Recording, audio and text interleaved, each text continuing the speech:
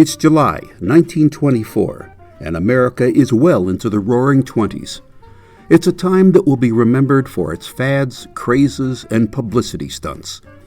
These were the days of the marathon dancers, speakeasy drinkers, mahjong players, flagpole sitters, psychic seers, and crossword puzzle addicts. For the young especially, this was a time of frenzied exuberance.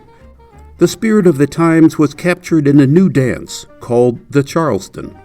A lot of that frenzy was fueled by alcohol because Americans were now drinking more than they did before Prohibition.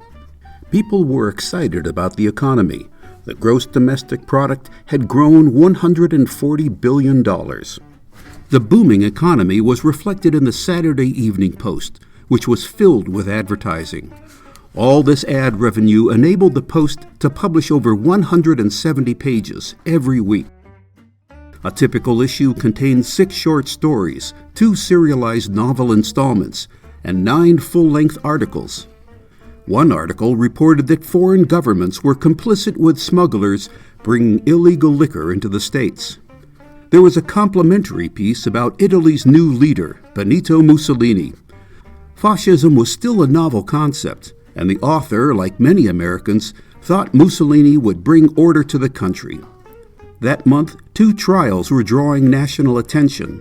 On July 21st, Nathan Leopold and Richard Loeb were charged with murder in Chicago.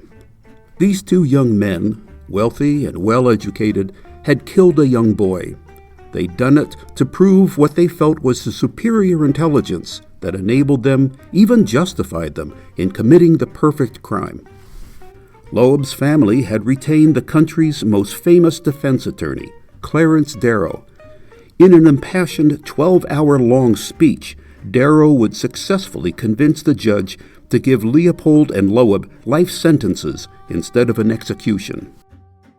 To many Americans, this senseless crime fit a pattern of increasing lawlessness. They feared the American home was being threatened by all the new crazes: motoring, movies, jazz, divorce, and golf?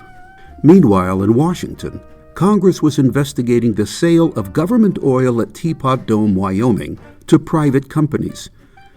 The investigation had already resulted in the resignation of 3 members of President Harding's cabinet.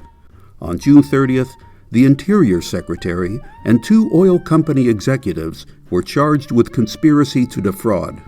The Post editors believed Teapot Dome symbolized our old attitude toward our natural resources. That government resources are nobody's resources. Government money is nobody's money, and what's done with them is really nobody's business.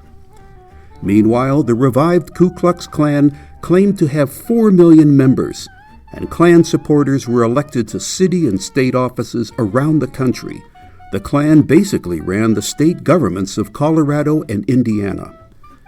When Americans grew weary of the dismal news, they could always head to the movies to watch Douglas Fairbanks in The Thief of Baghdad, Milton Sills in The Seahawk, or Felix the Cat. And if this wasn't diversion enough, there was always the Charleston. And that was July 1924. This video was brought to you by the Saturday Evening Post Digital Archives.